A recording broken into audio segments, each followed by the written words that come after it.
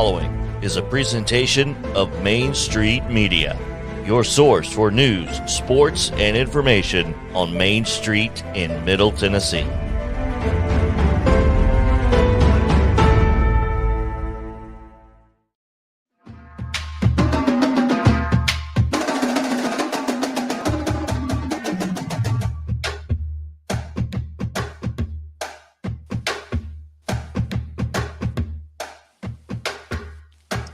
Hello and welcome into Main Street Preps this week. I'm Russell Vannozzi, joined as always by Tyler Palmateer, and we are back to talk more TSSAA football playoffs. Tyler, how you doing today? I'm good, man. I'm good. We got some great games this week, so I'm excited.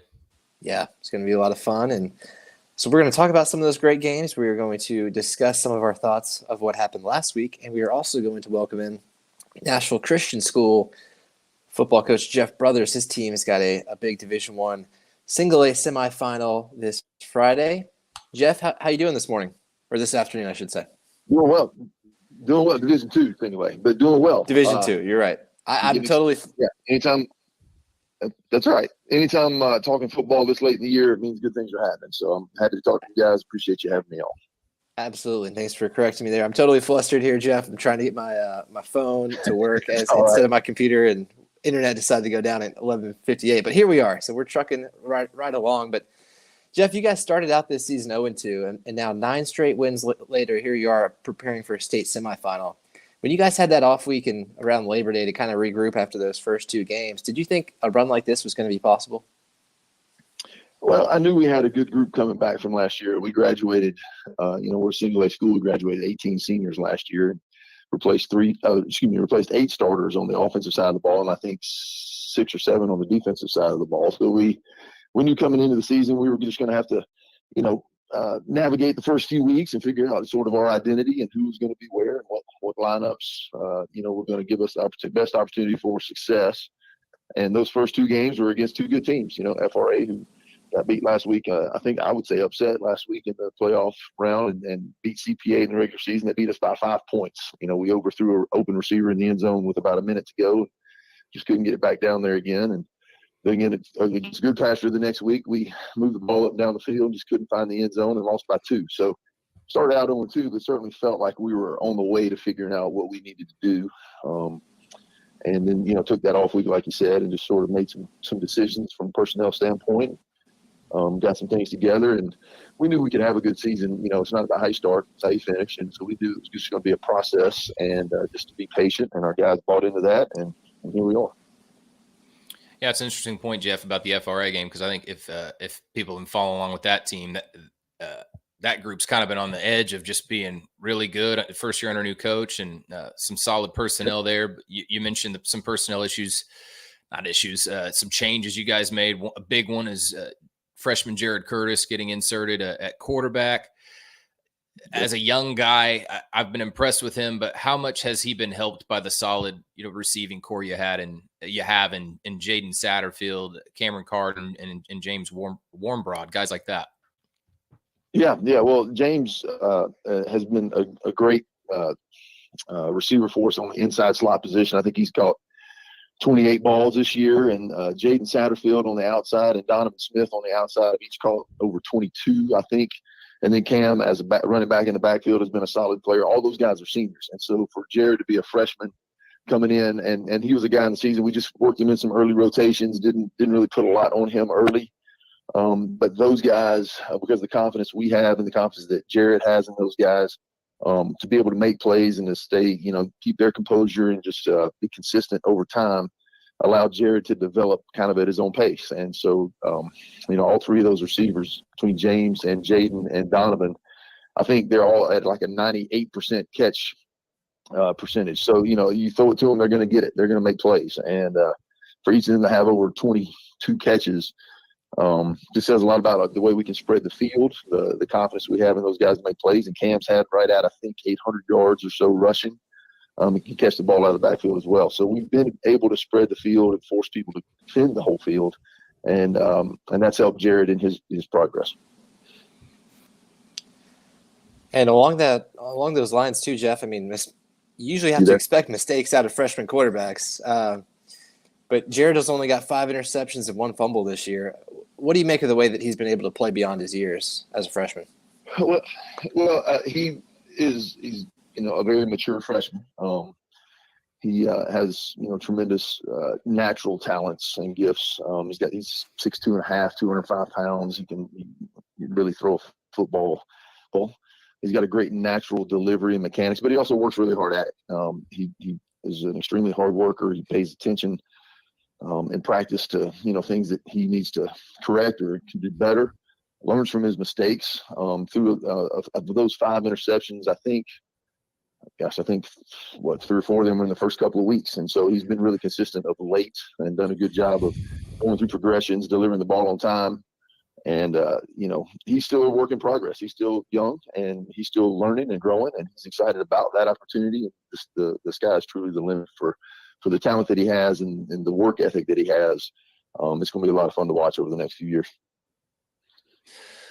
Man, Jeff, it's not often we get high school analytics kind of delivered to us, but that 98% catch percentage is really impressive. That's a great note. Kind of unrelated to the next question here, but last year when you guys walked off the field in Chattanooga after the loss to DCA in the state championship, in your mind, did you think about next year in that moment and what it might take to get back? I mean, how much as a coach do you ponder the future in those moments? Well, in the moment, it was just about that year and that team and that event. And it was, it was bittersweet. We made it to the state championship again, and that's exciting to be able to accomplish that.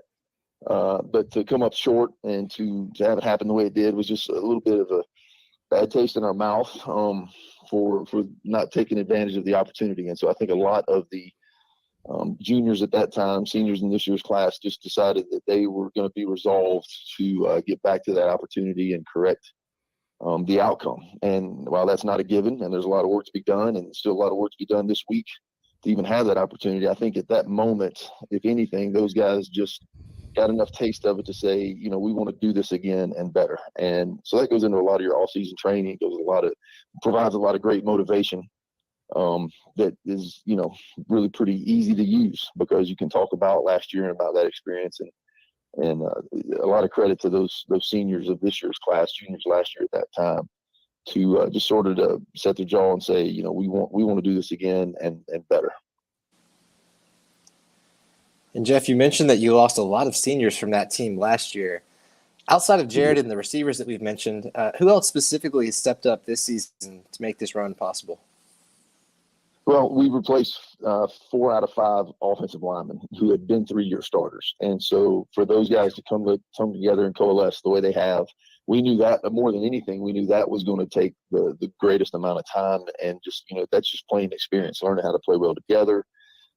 Just identifying schemes and adjustments, and then figuring out what the best lineup was. Who's going to be best for us at guard? Who's going to be best to replace a tackle? Do we need to flip a tackle? Do we need to move a center to guard? And we're just trying to find the right lineup over the course of the first few weeks. And we settled into a group of about 7 guys that rotate those spots, and they've been doing really well for us up there.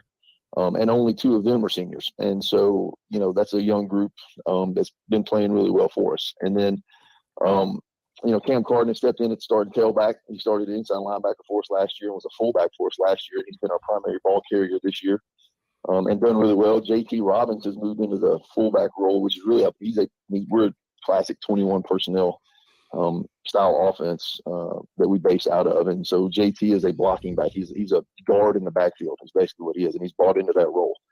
And he's done really, really well for us there. So the blocking has really progressed to give us a chance to run the football and then also to provide pocket and protection for Jared.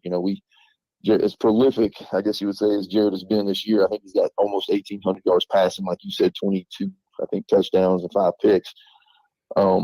We've been able to protect him, and then at the same time, when teams play coverage like they did last week, we were able to run the football in our quarterfinal game last week for 258 yards, I believe, rushing. So, we've been able, that offensive line has really come on for us, and then defensively we've just been solid all the way through the front. 3 seniors up front. We base out of a 4-2-5, and 3 of those guys are seniors up front, and then Cam Carden and JT turn around and play linebacker and do that really well. Vasily Santos and Peyton Woodard have come on playing defensive end to do a really solid, consistent job for us. So just a lot of contribution from a lot of guys doing ordinary things extraordinarily well, which is what we preach. Yeah, and Jeff, that's a big change on the offensive line. What a credit to not only the offensive line coaches you have, but those guys. What a team effort. It's hard when you retool an offensive line to get those guys on the same page. They kind of have to get themselves on the same page. Yeah. So that's definitely impressive. This question is kind of related to the D2 single A race. Certainly some candidates out there to make a run. I was wondering, though, if you saw last week's finish between Friendship Christian and DCA. And when you look at Friendship Christian, certainly one of those teams that looks good, has a chance to make a run. Did you see that finish last week? And have you been able to scout FCS much this season? I've seen them on film a few times this season. I was still on the field after our game last week when they were finishing up, doing some interview stuff. So I didn't see it as it happened, but I've seen the replay since, and just, I'm not surprised, first of all, that DCA made that as good a game as they did. I knew the first go around early in the season was a bit of an anomaly when Friendship handled them pretty well. I knew Coach Wade would get the guys at Donaldson Christian ready for that game, and I expected a very close, hard-fought game, and they could have gone either way, and it's exactly how it played out. So I wasn't surprised by that at all. I think both of those teams are really good teams, and I think Friendship has done a good job all year finding ways to win in those close games. And they've got a tough contest coming up here with USJ out of Jackson to see who gets to go to the championship game, and I expect that game to be close and hard fought and come down to the end as well. So I think when you get in every division, when you get to the top 4, 5, 6 teams, they're all really good, and I think that's the case as well in Division II Single A. When you get to the top, anybody can really surge forward, and it's whoever's playing well at the end. So we got to do that ourselves. We got to make sure that we eliminate mistakes and we capitalize on opportunities, and that's the way semifinal games go. So Jackson Christian is up next for you guys in the semifinals, and that's a team that was previously in your region. You've played them 5 years in a row. You've actually beaten them all 5 times. Does that do anything for your team's confidence level heading into Friday's game? Well, a lot of those players from those 5 games aren't with us anymore, and they're not at Jackson Christian anymore. Now, some of them are. We played them last year in the quarterfinals, and so we're familiar with the scheme and the players, but they have been playing really, really well this year, putting up a lot of good numbers on offense, and they've got some talented skill position guys. They too made a change at quarterback, and the guy that they've had playing the last couple of weeks has been playing really well for them. They've got a senior running back it seems like we've been playing against him all 5 of those games previous. He's been there a long time and does a good job. And so we've got to just be sound and be good tacklers. And then in the back end, got to make sure we don't give up big plays. So we are familiar with them, but the past games don't really have any impact on this one. We've got to go in and do a good job of running our plays and playing our defense and eliminate mistakes. And capitalizing on opportunities, do ordinary things extraordinarily well. Like I said, that's what we preach. Hey, Jeff, one more thing, and then we're going to get you out of here. Big win last week for Vanderbilt, and I think I asked you about this last year to some degree, but as a former Vandy player, from what you've seen so far, especially in the light of that win over Kentucky, what have you thought about the job that Clark has done to get this team to this point? Well, I think Clark's done a tremendous job of really just turning around the mindset. And, culture is a big word that people talk about a lot of times in football programs. And it's not cliche. It really is a part of the process. And I think he's done a great job. He's been steady and consistent. He's been unwavering. He's been resolved and sort of a rock in the middle of that storm. And I think that's kind of, paying dividends. I think those guys are really working hard. I went and watched them when he first got there, and then I went and watched him practice a few times this fall before everything kind of got started, and was really impressed at the progress they had made. Looked really like a competitive SEC team, and I think we, put it all together last weekend. It was great to see. Really happy for those guys, and really excited about what the future holds. And I think if the university and the community gets behind him and supports him, I think he's absolutely the guy for the job. And big game against Florida this week. Now the challenge now is to bounce back and play a team that's playing well also, and not just rest on your laurels, so to speak. So I know they're hard at work trying to get ready to win the next one and put that last one behind us. But it was a lot of fun to watch, and just really happy for Clark and his staff and they, well deserved. Those guys deserve something like that at some point, and I'm glad to see it happen. Well, Jeff, thanks for joining us today on a busy week for you guys getting ready for a big semifinal game, and we appreciate the time and good luck this Friday. Yeah, I appreciate you guys. Thanks for what you do for high school sports, and hope we get to talk to you again. Thanks, Jeff. Yeah, that'd be great. That has been Nashville Christian School head coach Jeff Brothers. Appreciate him taking some time out of his schedule today for us. And we are going to take a quick break here. I should also mention this podcast is brought to you by the Tennessee Highway Safety Office. Fans don't let fans drive drunk. We're going to have a quick message there from the Tennessee Highway Safety Office and then come back and talk about some of our takeaways from round 2.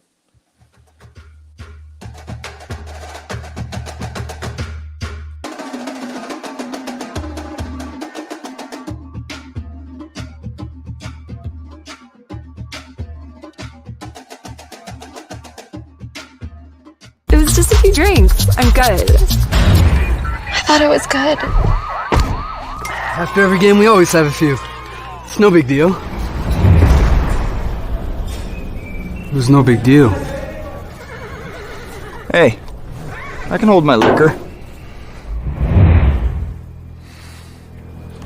I thought I could hold my liquor.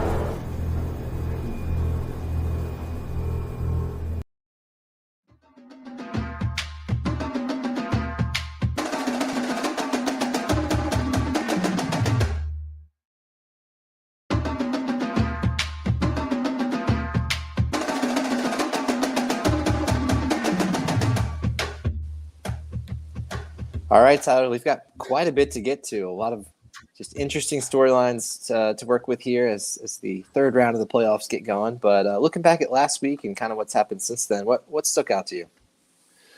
Yeah, well, the game I was at, the Nolensville win over White County, was not just a really good game, but it was a really good look at Nolensville and just another chance to kind of evaluate just the overall strength that team has.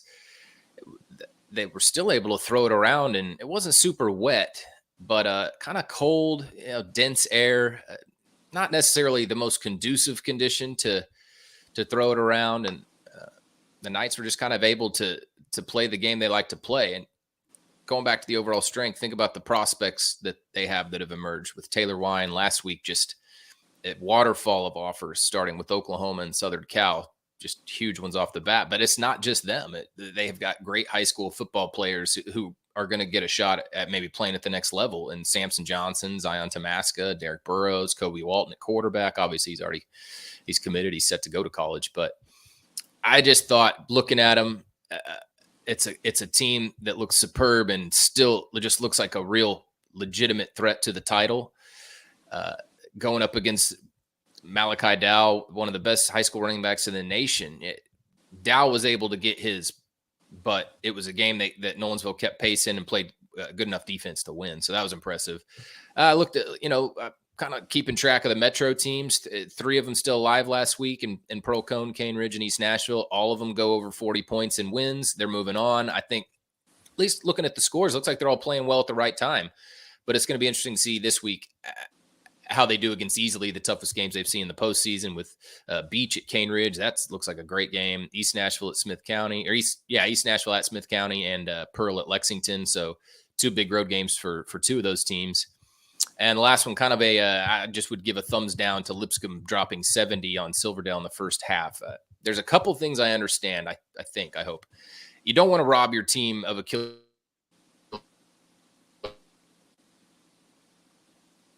Number one, that's a fact. Scores can get really lopsided when there's a big mismatch, but could this game not have stopped at 50 or 45 in the first half, or what about even 60? It just seems unnecessary. But I know that team really wants to make a dominant run, and I was a little confused by that first half score, to be honest. So you've come around on that. I guess 70 and 1/2 is where you draw the line, because I talked about that a few weeks ago, and you were 70s in a whole game, and you were kind of like, okay, well, you don't know what happened there, but I think 70.5 and 1/2 we can all agree is just ridiculous. So, anyways, moving on to some other thoughts here. Tyler, you got a great game. Unfortunately, last week my game was not as great as maybe we were thinking it would be because Kenny Minchie, the Pope Prep quarterback, was really unable to go against Brentwood Academy. That was going to be a great quarterback matchup between him and George McIntyre, of course, two highly rated prospects there. But Minchie has had a shoulder injury that he's been dealing with. It caused him to miss, almost 7 games. And on his first throw of the game, he re-aggravated that. So he tried to come back in on the third series after sitting out for a few minutes and just was not able to do it. So that was a shame to see. Pope Prep season ended. And there's more Kenny Minchie news since then. He decommitted from Pitt on Monday. So his recruitment is open, but the 24/7 sports analysts all have him predicted to go to Notre Dame now. So we'll see what happens there. But would be really something there if Kenny Minchie ended up at Notre Dame. And how about East Robertson, too? I know this is an area that Blaine Keller covers. He's doing a great job. It's the area I used to cover, but they're in the quarterfinals for the first time in program history. They're 11-1 under a first-year coach and Chase Brooks. I'm really impressed by the job that he's done there, and especially considering you lose your coach and then you also lose a generational talent in Taylor Groves to graduation. You're not really expecting East Robertson to have its best season that it's ever had, but here they are. There's a whole bunch of other guys that have stepped up. Zeke Prince, he's the Mr. Football semifinalist, one of the Mr. Football semifinalists there in Class 2A. He's been awesome running the ball. Then you've got Taylor's younger brother, Sean, great player too on defense and a little bit of offense too. And then there's Isaiah Groves and a bunch of other guys that have stepped up. And they host Tyner Academy this week. So if they can somehow, get on to the semifinals, that would be just incredible for them and be one step away from a Blue Cross Bowl berth. And lastly, speaking of next week and semifinals, this is your chance to go see a game if you want to see one locally, and you can brave the cold on Friday because there are not going to be many games at all in the Nashville area next week. The private schools, of course, are off. They have the bye before the Blue Cross Bowls, and just about all the public school teams, the way the bracket lines up this year, the home game is going to be in either West or East Tennessee. With the it's just how kind of it lined up with a lot of those teams being on the bottom of the bracket, and they switch the home game in the semifinals every year. So we had a lot more home games last year, much fewer this year. And I was looking at it. I think East Robertson, Springfield, and Oakland are the only 3 teams in our main coverage area that could actually play at home next Friday if they win this week. So unless you are going to log some miles on your car in a week and a half, get out to a game this Friday. There's a lot to choose from, and enjoy some home cooking and some easy drives this week because it's going to be ending after this. Yeah, and bundle up. A long time ago, my dad played a lot of baseball growing up. I guess the equivalent of AAU or something. People probably aren't familiar with American Legion baseball anymore, but he played a lot growing up. And my grandma always had this saying: "It's 10 degrees. It's always 10 degrees cooler at the ballpark," and that's a pretty good benchmark to go by, especially if you're out in Williamson County, one of the outlier counties around Nashville. There's not concrete and stuff like that. So anyways, that's my tip of the day. Yeah, always bring another layer if you can. So yeah. All right, well, we're going to take another quick break here from the Tennessee Highway Safety Office and then come back with some picks for the round 3 games.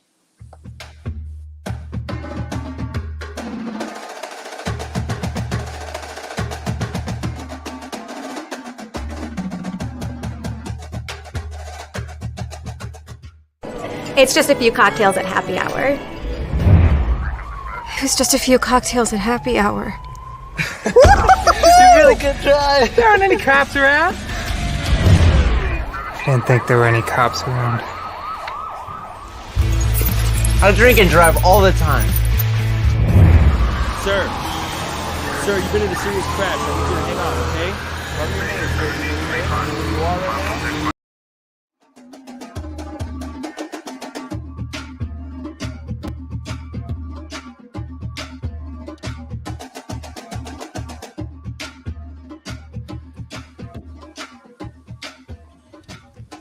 Let's make some picks for these third round games. Tyler, let's start with Page at Nolensville. That's a matchup that's just been a classic. Seems like every time they've met over the last couple seasons.